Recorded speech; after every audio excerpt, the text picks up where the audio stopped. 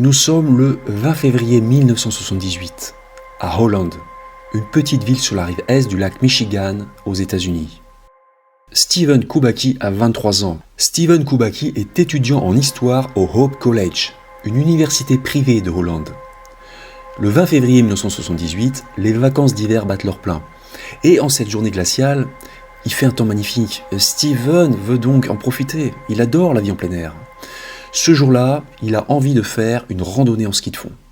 Le jeune part donc seul, sac à dos sur les épaules, sur les berges du lac Michigan. Ne le voyant pas revenir en fin d'après-midi, ses camarades préviennent sans tarder la police d'État du Michigan. Et les State Troopers partent donc aussitôt à sa recherche. Ils vont au bord du lac Michigan, qui, à cette époque de l'année, est complètement glacé. Guidés par hélicoptère, les policiers qui circulent à bord de snowcats, c'est-à-dire des véhicules à chenilles, retrouvent facilement les traces de Steven. En effet, ces skis ont laissé des marques évidentes dans la neige. Les hommes de loi font une trouvaille surprenante. Ils trouvent les skis, les bâtons ainsi que le sac à dos de l'étudiant. Plus bizarre encore, Steven est apparemment parti sur la surface enneigée du lac. Les policiers suivent donc ses empreintes dans la neige et ils se rendent compte avec stupeur qu'elles s'arrêtent net, 180 mètres plus loin. Déconcertés, les officiers de police y scrutent autour, mais l'étudiant n'est nulle part à l'horizon. Et ils ont beau se fatiguer les yeux, ils ne repèrent aucun trou dans la glace. Dans un état de grande perplexité, les State Troopers, ils ont conclu que Steven Kubacki s'est certainement noyé dans le lac. Mais en dépit des recherches qui seront entreprises, aucun corps ne sera repêché dans le lac. En fin d'année, Steven Kubacki est présumé mort, mais les State Troopers ne sont pas totalement convaincus par la thèse accidentelle. Ils se demandent même si Steven n'aurait pas été assassiné par un serial killer. En effet, John Wayne Gacy, un sinistre tueur en série, a été arrêté en décembre 1978. Surnommé le clown tueur, car il aimait se déguiser en clown pour amuser les enfants à l'hôpital, Gacy a fait au moins 33 victimes. Des jeunes hommes dont les cadavres ont pour la plupart été retrouvés sous la maison de Gacy à Chicago. Le dossier dentaire de Steven Kubacki est envoyé dans l'Illinois à des fins d'identification. Mais le résultat sera négatif. L'étudiant du Hope College n'a pas croisé la route de John Wayne Gacy. De leur côté, les parents de Steven, qui sont divorcés, ont dépensé des milliers de dollars en détectives privés afin de le localiser. Mais ça n'a servi à rien. 14 mois et demi vont passer. Et il n'y a aucun élément nouveau dans l'affaire de la disparition de Steven Kubacki. Mais le 5 mai 1979, quelqu'un sonne à la porte du domicile de John Kubacki. John Kubacki est le père du disparu, et il vit à Pittsfield, dans le Massachusetts. Donc monsieur Kubacki va ouvrir, et là il n'en croit pas ses yeux. Parce que c'est Steven, son fils. Et là les deux hommes qui sont très émus se prennent dans les bras. La réapparition subite de Steven Kubacki est pour le moins inattendue, mais moins que ce qui va suivre.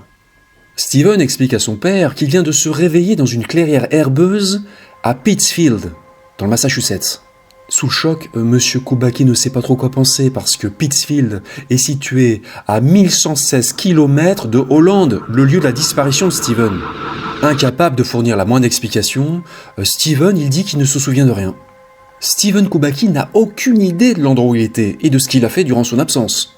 La seule chose dont il soit sûr, c'est qu'il a perdu connaissance pendant qu'il faisait du ski de fond au bord du lac Michigan. Lorsqu'il s'est réveillé dans la clairière de Pittsfield, près de chez son père, Steven ignorait quel jour il était. Steven s'est réveillé dans des habits qui n'étaient pas les siens. Il avait 40 $ en poche et il a trouvé près de lui un sac à dos. Ce sac à dos contenait des cartes routières et des cartons d'autostoppeurs avec les destinations suivantes: Sacramento, San Francisco, Reno, Utah et Chicago. Steven en déduit donc qu'il a voyagé en stop durant ses 14 mois et demi d'absence. Autre détail, Steven Kubacki a des nouvelles lunettes et il porte aux pieds des chaussures de running. Steven a l'impression d'avoir beaucoup couru durant sa période d'amnésie. Est-ce qu'il serait pas rentré chez lui à pied? Steven a aussi déniché dans ses affaires un t-shirt de marathon provenant du Wisconsin. Et là encore, il ignore comment il se l'est procuré. En quête de réponse, Steven analyse sa situation avec une assez grande lucidité. À la période de sa disparition, il ne souffrait selon lui d'aucune maladie mentale. Il ne souffrait pas de problèmes psychologiques et il ne se sentait, d'après ses dires, pas du tout stressé lorsqu'il est parti faire cette randonnée en ski de fond sur les berges du lac Michigan. À l'époque, ses cours à la fac se passaient bien et il n'avait aucun problème particulier avec les filles. Et il devait même être embauché prochainement par le Holland Sentinel, le quotidien de la ville. Tout allait bien pour lui donc, et l'étudiant ne parvient pas à s'expliquer ce trou de mémoire de 14 mois et demi. Il avance néanmoins un embryon d'explication à la presse. Il explique que peut-être qu'une hypothermie mêlée à un épuisement aurait pu causer ces troubles amnésiques. Ok, pourquoi pas, mais où était Steven pendant tout ce temps? Et qu'a-t-il fait durant ce long blackout? Pourquoi est-ce que ces traces s'arrêtaient net sur le lac Michigan?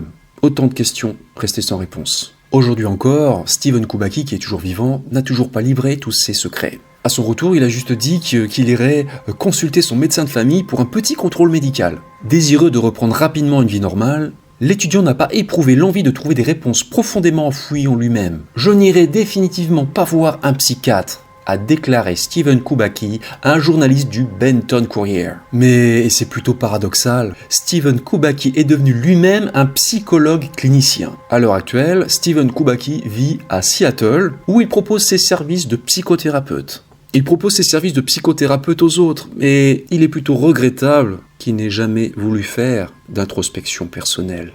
Je viens de vous présenter l'histoire de Steven Kubacki, une histoire assez extraordinaire, qui se base sur des faits réels, attention, il y a quand même eu pas mal d'articles de presse qui ont relaté son histoire. Ceci dit, je pense qu'il faut peut-être prendre son histoire avec prudence. Certains observateurs ont avancé, pour expliquer ce voyage extraordinaire, des théories paranormales. Certains ont parlé d'une possible abduction par des extraterrestres, d'autres de voyage temporel. Peut-être que Steven serait passé par un portail interdimensionnel, qu'il aurait disparu comme ça pendant 14 mois et qu'il serait revenu. Et c'est vrai que l'endroit où a disparu Steven, le lac Michigan, c'est un endroit qui n'est pas tout à fait ordinaire. Il y a eu beaucoup de disparitions considérées comme mystérieuses dans cette zone, des disparitions de bateaux, des disparitions d'avions, des disparitions aussi de personnes. On a vu aussi des créatures étranges, comme le Dogman. Certains parlent d'un hotspot, c'est-à-dire un endroit où il se passerait beaucoup de phénomènes inexpliqués. Ceci dit, il faut faire preuve d'honnêteté intellectuelle, c'est ce que j'essaie de faire. Il faut se demander si l'histoire de Steven Kubacki ne serait pas trop belle pour être vraie. Force est de constater que les circonstances de la disparition de Steven Kubacki demeurent obscures depuis plus de 40 ans. Qu'est-il réellement arrivé à Steven Kubacki? Lui seul le sait. Le problème, c'est qu'il ne souhaite plus s'exprimer sur le sujet. C'est son droit, mais nous allons quand même essayer d'apporter un peu de lumière sur cette affaire. Quand on dépasse le côté sensationnel de la disparition et réapparition de Steven Kubacki, on se rend compte qu'il y a possiblement une explication cartésienne dans ce dossier. Il faut d'abord se demander si Steven Kubacki n'aurait pas été victime d'une amnésie accidentelle. Le 20 février 1978, il est tout à fait possible que Steven Kubacki ait fait une chute sur le lac Michigan et qu'il se soit cogné la tête. Si beaucoup de gens marchent sur les lacs gelés l'hiver, ils n'ont pas toujours conscience des risques encourus. Les autorités nord-américaines, notamment canadiennes, recommandent de ne jamais s'aventurer sur les lacs quand l'épaisseur de la glace est inférieure à 10 cm. Une chose est à peu près sûre selon moi, Steven Kubacki n'est pas tombé dans le lac. L'étudiant aurait perdu la vie. D'après les spécialistes, une personne qui s'immerge dans une eau à 5 degrés survit en moyenne 10 à 20 minutes grand maximum. Et ça n'est pas fini, quand vous tombez dans un lac gelé, il n'est pas facile d'en sortir sans aide. Sachant qu'il était seul, Steven ne pouvait compter que sur lui-même. Et même s'il avait réussi à s'extraire de l'eau glaciale par ses propres moyens, Steven Kubacki serait certainement décédé d'hypothermie, parce qu'il était trempé jusqu'aux os. Là, on peut tout à fait imaginer un scénario. Suite à une perte d'équilibre, Steven se tape la tête contre la surface gelée du lac et il perd connaissance. Et à son réveil, il a perdu la mémoire. On sait qu'un choc crânien peut provoquer des troubles neurologiques et une amnésie d'une durée difficile à évaluer. Ne se souvenant plus de rien, Steven serait parti à pied vers une destination inconnue. Jusqu'ici, ce scénario paraît assez cohérent, mais bon, pourquoi est-ce que les officiers de police n'ont pas vu une deuxième série d'empreintes dans la neige, en train de repartir? Là, il y a quand même un mystère. Mais après, il y a pu avoir aussi des chutes de neige. Mais le problème, c'est que s'il y avait eu des chutes de neige, on n'aurait pas repéré la première série d'empreintes. Voilà, donc il y a quand même une zone d'ombre. En admettant que Steven Kubacki soit reparti, il aurait alors erré comme ça pendant plus de 14 mois à travers les États-Unis avant de retrouver des bribes de mémoire et de finalement revenir chez son père à Pittsfield. Donc on a vu l'amnésie accidentelle, on va maintenant passer à l'amnésie diplomatique. Il faut rappeler que Steven Kubacki n'avait que 23 ans au moment des faits. Il a géré les événements avec un certain sang-froid, voire un détachement émotionnel impressionnant. Il n'avait pas l'air vraiment très affecté en fait par la situation, si bien qu'on en viendrait presque à se demander s'il n'a pas inventé cette histoire de toute pièce. Il aurait cherché peut-être à masquer une vérité beaucoup plus banale. Et c'est d'autant plus plausible que par la suite, il n'a plus voulu parler de son aventure, comme si le sujet le dérangeait. Mais on peut comprendre que cette attitude fuyante éveille les soupçons. Remettons-nous dans le contexte de la disparition de l'étudiant. Dans une courte autobiographie publiée sur son blog internet, l'intéressé indique avoir eu un côté rebelle dans sa jeunesse. Il lui arrivait par exemple de sécher les cours à la fac. Cette instabilité cachait-elle un mal-être intérieur, une souffrance ancienne, liée par exemple au divorce de ses parents. Steven Kubacki a expliqué que lors de sa disparition tout allait bien pour lui, mais bon, peut-être qu'au niveau inconscient, tout n'était pas aussi rose. Et considéré plus libre d'esprit que les autres étudiants, selon ses camarades, Steven Kubacki, il aurait très bien pu éprouver une envie subite de partir. Un peu comme Jack Kerouac, l'auteur du célèbre roman Sur la route, de vivre une vie de bohème aussi, peut-être même au sein d'une communauté de hippies. C'était à la mode à l'époque, et par une forme de lâcheté, Steven, il serait parti sans rien dire à personne. Pire, il aurait même mis en scène sa propre disparition, en abandonnant son équipement de ski et son sac à dos au bord du lac Michigan.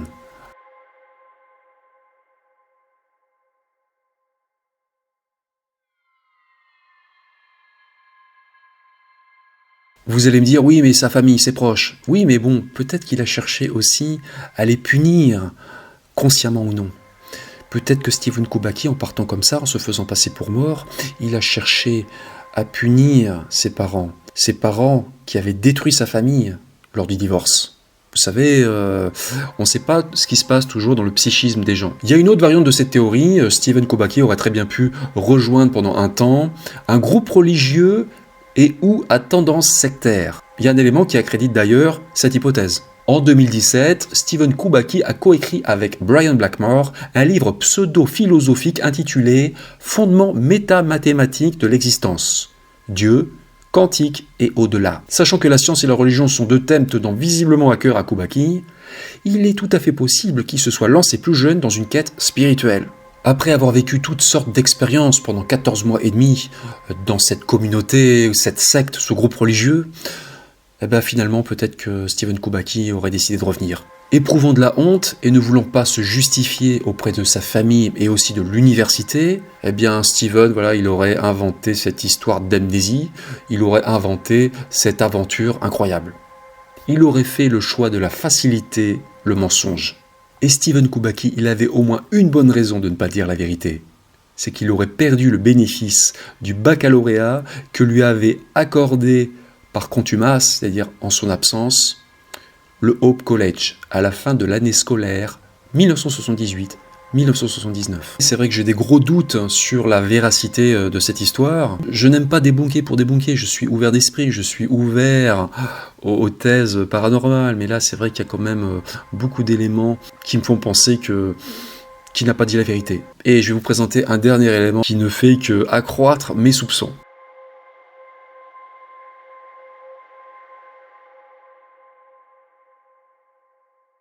Étudiant en théologie au Berkshire Christian College, un établissement du Massachusetts, Curtis a expliqué avoir pris à bord de sa voiture un autostoppeur présentant une ressemblance étonnante avec Steven Kubacki le 5 mai 1979, le jour précis de sa réapparition à Pittsfield.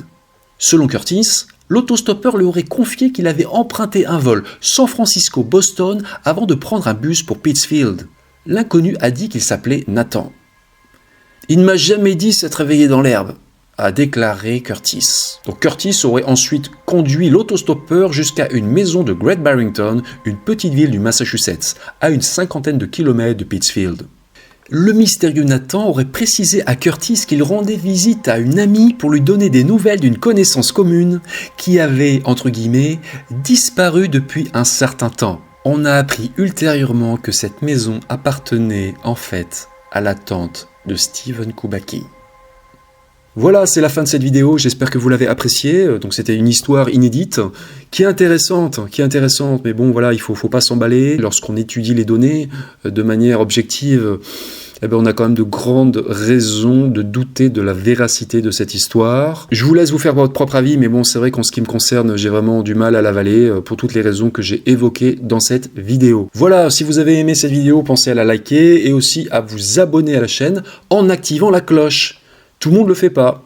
C'est vrai que c'est une erreur, parce que si vous n'activez pas la cloche, vous ne recevez pas toutes les notifications et vous pouvez louper des émissions. Voilà, tout simplement. Je vous laisse, essayez de ne pas disparaître. Hein. Salut.